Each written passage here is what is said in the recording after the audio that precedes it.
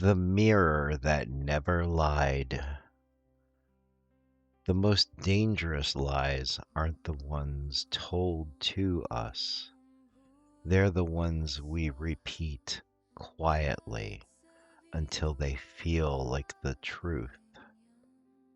Tonight, the tavern has appeared in Glassfall, a floating city of crystal bridges and glass towers, suspended in a sky that never quite settles.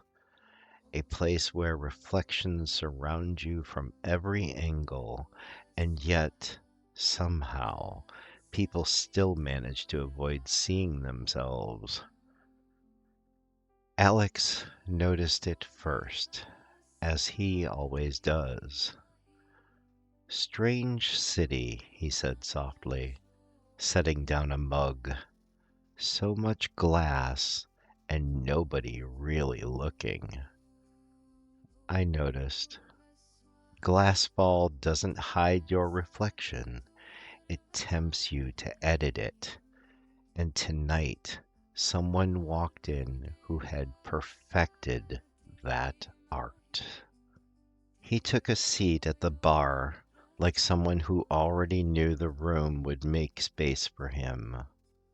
Relaxed, confident, certain.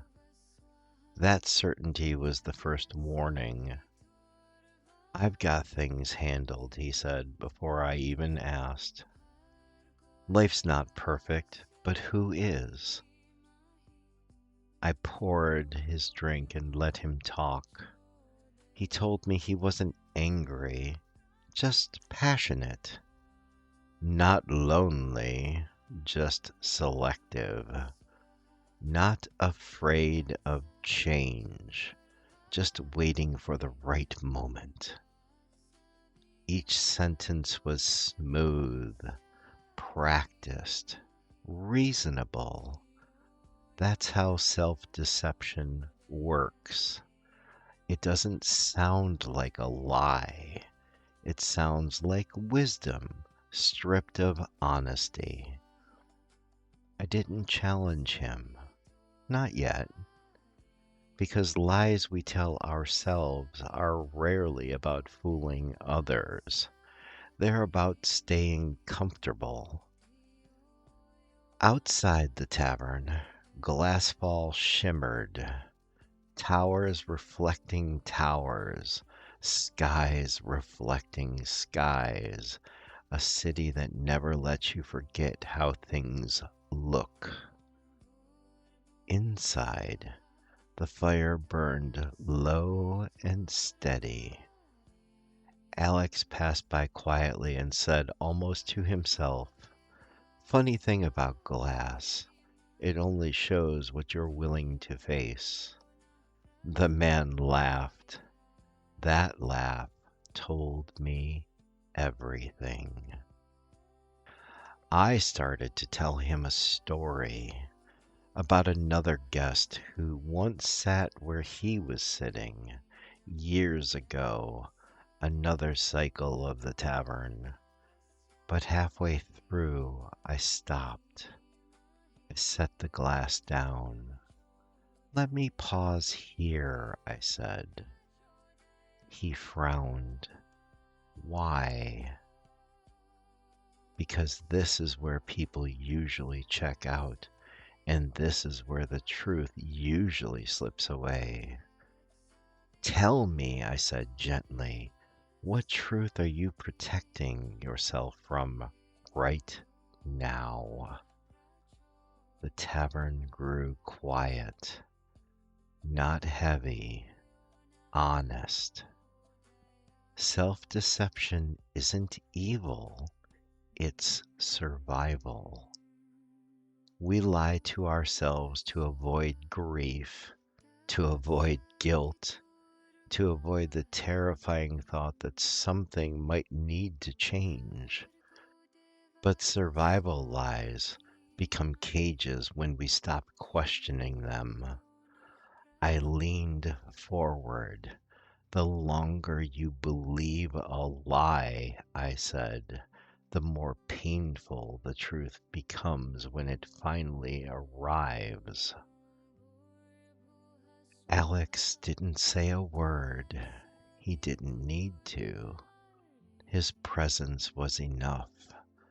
Proof that you can stand in the truth without collapsing. The man swallowed. For the first time since he arrived, he didn't have an answer ready. I continued the story.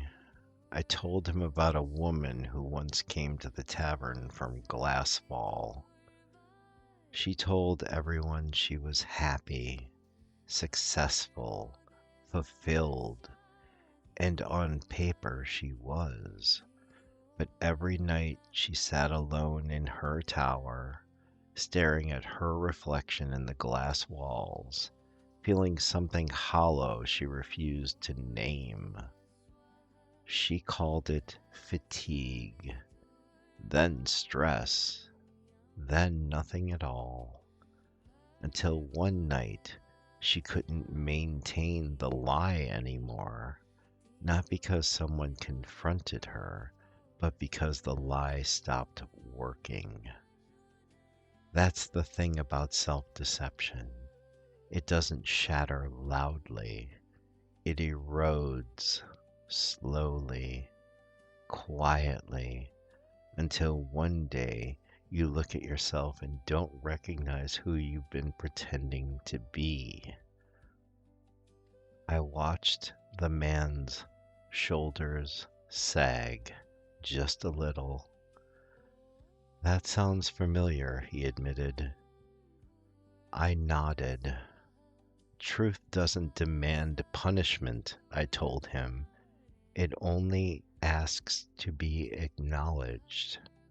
Admitting the truth doesn't solve everything, but it gives you back something far more valuable than comfort. It gives you direction. He finished his drink.